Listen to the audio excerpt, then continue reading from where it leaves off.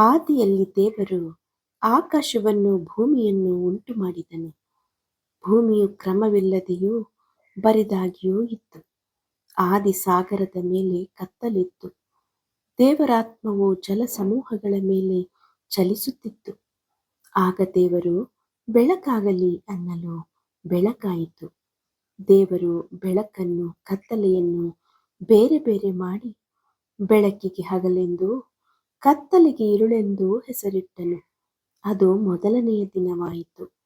ವಿಸ್ತಾರವಾದ ಗುಮ್ಮಟವನ್ನು ಮಾಡಿ ಅದರ ಕೆಳಗಿದ್ದ ನೀರುಗಳನ್ನು ಅದರ ಮೇಲಿದ್ದ ನೀರುಗಳಿಂದ ವಿಂಗಡಿಸಿದನು.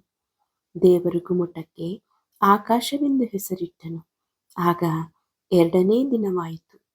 ನಂತರ ಒಣನೆಲಕ್ಕೆ ಭೂಮಿಯೆಂದು, ಜಲಸಮೂಹಕ್ಕೆ ಸಮುದ್ರವೆಂದು ಹೆಸರಿಟ್ಟನು. ಭೂಮಿಯ ಮೇಲೆ ಹುಲ್ಲನ್ನು, ಬೀಜ ಬಿಡುವ ಕಾಯಿಪಲ್ಯದ ಗಿಡಗಳನ್ನು, ಬೀಜವುಳ್ಳ ಹಣ್ಣಿನ ಮರಗಳನ್ನು ಹುಟ್ಟಿಸಿದಾಗ ಅದು ಮೂರನೆಯ ದಿನವಾಯಿತು.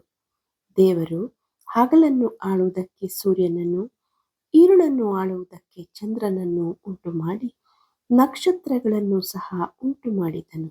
ಹೀಗೆ ನಾಲ್ಕನೆಯ ದಿನವಾಯಿತು.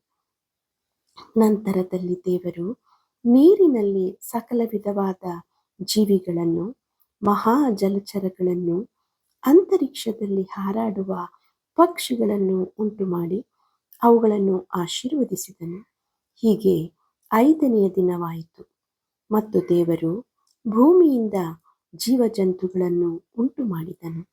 ಕಾಡು ಮೃಗಗಳು, ಪಶುಗಳು, ನೆಲದ ಮೇಲೆ ಹರಿದಾಡುವ ಕ್ರಿಮಿಕೀಟಗಳನ್ನು ಅವುಗಳ ಜಾತಿಗನುಸಾರವಾಗಿ ಉಂಟು ಮಾಡಿದನು. ಆಮೇಲೆ ದೇವರು ಮನುಷ್ಯನನ್ನು ತನ್ನ ಸ್ವರೂಪದಲ್ಲಿ ಉಂಟು ಮಾಡಿದನು. ಅವರನ್ನು ಗಂಡು ಹೆಣ್ಣಾಗಿ ನಿರ್ಮಿಸಿದನು. ತನ್ನ ಸೃಷ್ಟಿಯ ಮೇಲೆ ಅಧಿಕಾರವನ್ನು ಅವರಿಗೆ ಕೊಟ್ಟನು. ಆಗ ಆರನೆಯ ದಿನವಾಯಿತು.